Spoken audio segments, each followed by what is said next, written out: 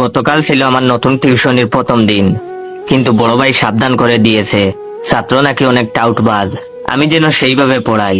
তো আমি প্রথম দিন টিউশনিতে গেলাম, গিয়ে ছাত্রকে জিজ্ঞাসা করলাম তোমার নাম কি। তখন সে বলল, স্যার আমার নাম ফটিক, কিন্তু আমার স্কুলের বন্ধুরা আমাকে আদর করে ফটকাবাজ বলে ডাকে। ছাত্রের মুখ থেকে এই কথা শোনায় বুঝতে পারছিলাম ছাত্র আমার 1 নম্বরের টাউটার।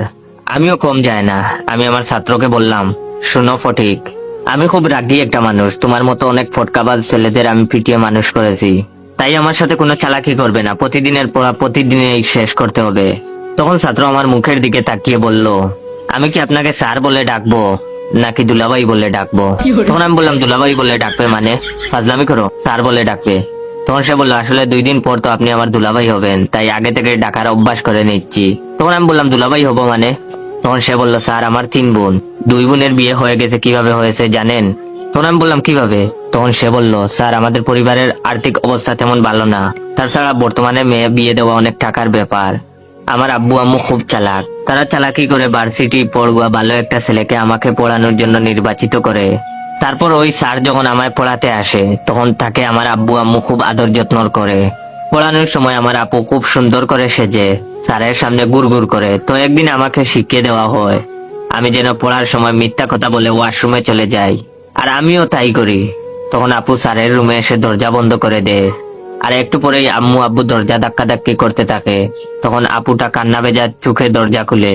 তারপর আব্বু আম্মু জোর করে ওই স্যারের সাথে আপুকে বিয়ে করিয়ে দেয়। তখন স্যারের কিছুই করার থাকে না, কারণ আব্বু আম্মু স্যারকে খুব ভয় দেখায় আর বলে বিয়ে না করলে এলাকার লোকদের জানাবে।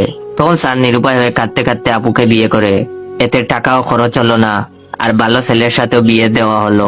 2 জনের বিয়ে এভাবেই হয়েছে, আর 3 নম্বর বোনের বিয়ের জন্য আব্বু আম্মু আপনাকে নির্বাচিত করেছে। ছাত্রের মুখ থেকে এইসব কথা শোনার পর আমার অবস্থা খুব খারাপ হয়ে যায়। আমি উঠে দাঁড়ানোর শক্তি পর্যন্ত হারিয়ে ফেলি, হাত পা আমার থরথর করে কাঁপতে থাকে। তখন ছাত্র আমার কানের কাছে ফিস ফিস করে বলল, স্যার একটু পর আপু আসবে চা দেবার নাম করে আপনাকে দেখতে। আমি তখন কথা বলার শক্তি পর্যন্ত হারিয়ে ফেলেছি। ঠিক তখনই দেখলাম কালো একটা মেয়ে মুখে সাদা পাউডার মেখেছে, চুটে লাল লিপস্টিক, লাল টিপ, একদম অদ্ভুত খারাপ দেখতে, হাতে চায়ের কাপ নিয়ে আমার কাছে আসছে। ছাত্র তখন আমার আবার ফিস ফিস করে বলল, স্যার আমার আপু, তার সাথেই আপনাকে আব্বু আম্মু জোর করে বিয়ে দিবে। জানি না আমার তখন কি হয়েছিল, শরীরের সমস্ত শক্তি নিয়ে জুড়ে একটা চিৎকার দিয়ে জ্ঞান হারালাম। যখন জ্ঞান ফিরলো তখন দেখি ছাত্রের মা আমার মাথায় পানি ঢালছে, আর ছাত্রের বাবা আমার হাত পা মালিশ করছে।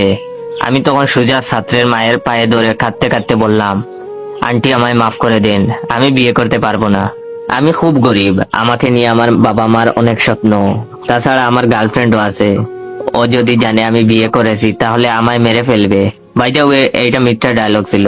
তখন তিনি বললেন, আরে বাবা তুমি আমার পা ছাড়ো, আর বিয়ে করবা না মানে কি? তখন আমি বললাম, আমি আপনার মেয়েকে বিয়ে করতে পারবো না।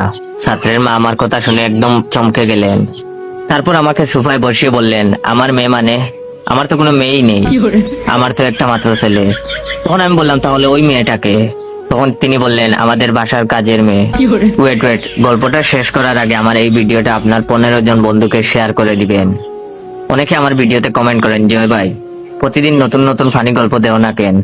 তো ভাই আপনাদের উদ্দেশ্যে, আমি ফানি গল্প দিয়ে কি করব? আপনারা তো লাইক কমেন্ট শেয়ার কিছুই করেন না।